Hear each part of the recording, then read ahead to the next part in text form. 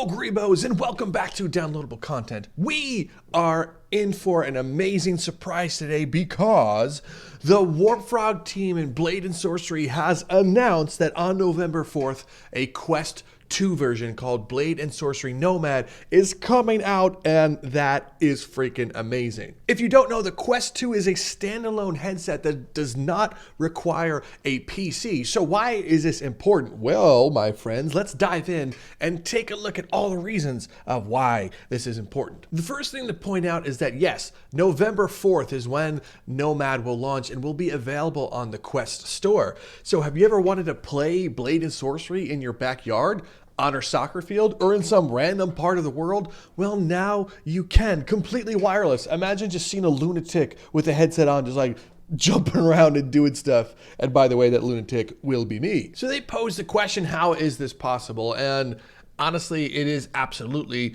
jaw-dropping because they did spend a lot of years, about 3 years, saying this probably wouldn't happen, but they have made it happen. And this is intense. This is amazing news, but let's make sure we compartmentalize and get in a realistic mindset. This is absolutely a separate game of Blade and Sorcery. It's Blade and Sorcery Nomad. But what's important is what is there, but also what the limitations can be. They're letting us know that without a powerful PC, the version of Blade and Sorcery is directly optimized for the Quest 2 headset to make sure it has a nice time with performance and everything like that. So one of the big things are graphics. They're calling the game Blade and Sorcery for a couple of reasons. My main guess is that on the Oculus store, in order for them to put it up or make sure they have two separate titles, it has to be called two separate things. Because if you own one copy and you're trying to search for Blade and Sorcery, you're going to get confused. I also agree with this statement right here, and I'll read it aloud to you. It says, "We prefer to make exactly the PC VR game we want to, and then optimize things for Nomad and or omit anything that's not yet possible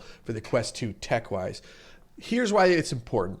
And yes, you may have to buy the game twice if you really want the game on your standalone Quest, but I'm going to forgive it. One, because the base game is only $20. I don't know how much this one's going to be. I'm going to go ahead and guess it's also $20. Not bad. $40, even if you have to buy it twice. Here's the thing. I don't want them to focus on the Quest 2 version and then the main Blade and Sorcery suffers, because that would honestly suck, and that would be big sad. But it looks like they are doing it on purpose. They are aware of that, and they're making sure that both games have amazing quality control. And make sure we also get our brains in the right realm, is that the Nomad version is not going to have everything that the PCVR version has, because there are absolutely limitations. However, why stay on the sad part when we could talk about the super hype part? Let's talk about what features does Nomad have. And this blew my mind when I was reading these patch notes, or should I say launch notes. It says at launch, Nomad will have almost all the same features of the current build, which is U10 of the PCVR. So it's going to have the dungeon update. But this does mean that you could play the dungeons on your Quest 2. You could be in your backyard, you could be wherever you are and being ridiculous. So everything, so all weapons, spells, sandbox are all included, with one exception, which is the Citadel map, and it looks like they're still working on optimizing that map. And it sounds like the graphics are still going to look good in the realms of what a Quest 2 is, but it's not going to be as detailed as PCVR. I wonder what's going to be limited. Maybe it's going to be shadows, or who knows. But I think, it's Blade and Sorcery. It still looks pretty good. So let's look at some of the differences between the two. So right now there's no Citadel map, but it sounds like that's coming to it. Now this is pretty important. There is a lower limit to the maximum number of enemies you can have on screen compared to the PCVR. So maybe the dungeon mode might feel a little bit easier on the Quest 2 version. It also sounds like some of the most performance-heavy dungeon rooms have been omitted.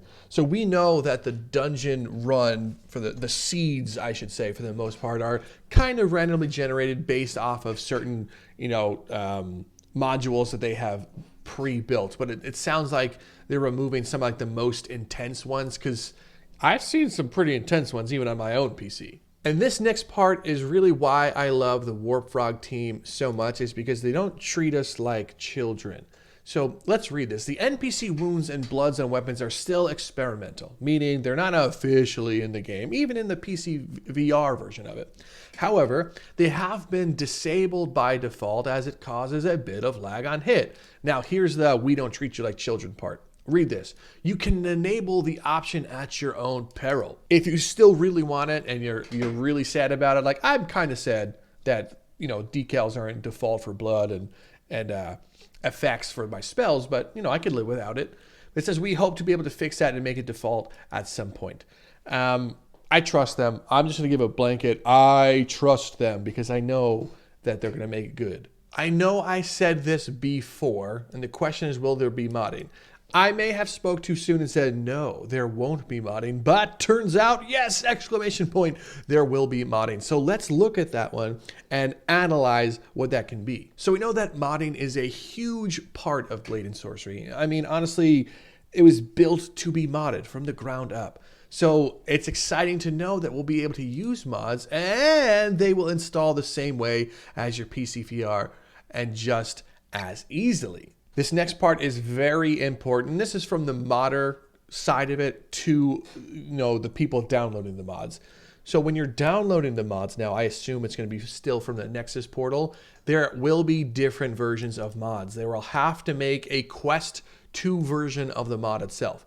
So that means modders will be making the mods directly for Nomad, and then a modder would also make them for PC to be compatible and vice versa. I don't know what that's going to look like. I'm not a modder by any means whatsoever, but I understand what's going on. So I want to put that outright, is that modding will still be there, but they're going to be different versions of it. So it is up to the modder if they want to say, you want to know what? I'm going to make this version for Nomad. I assume they will. The modding community is fantastic, so I assume they will. Another call out is that there are the limitations, but the main limitation that Nomad has for modding is the number of active mods you can have will be limited by the Quest 2 memory. So for that reason, it's not advised to install dozens upon dozens of mods at once. That's self-explanatory. Don't even do that on the PSVR. Know what mods you have and know what mods don't work. The will there be updates question is pretty interesting. Rather than waste time talking about this one, just know that the PSVR version is the main one, and that all the experimental stuff and like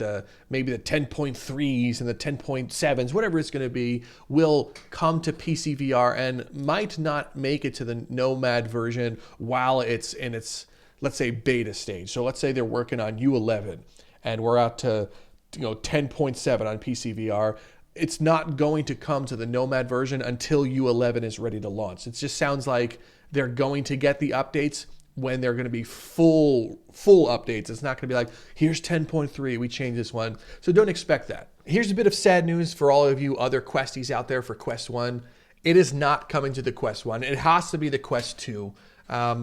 It sounds like they gave a decent explanation of it. Comes right down to it. It needs to be optimized for the Quest 2. Quest 2 needs it. I'm sorry, pull that Band-Aid off now. It also sounds like the impact of developing this will not affect the PSVR side. One's a standalone, but like I said, I trust them. They're going to get this done. I'm excited that we're just getting it in such an early turnaround time. November 4th is like right around the corner. I could throw a rock and hit it from here. So let's talk about another door that was open right here, and that's PlayStation VR.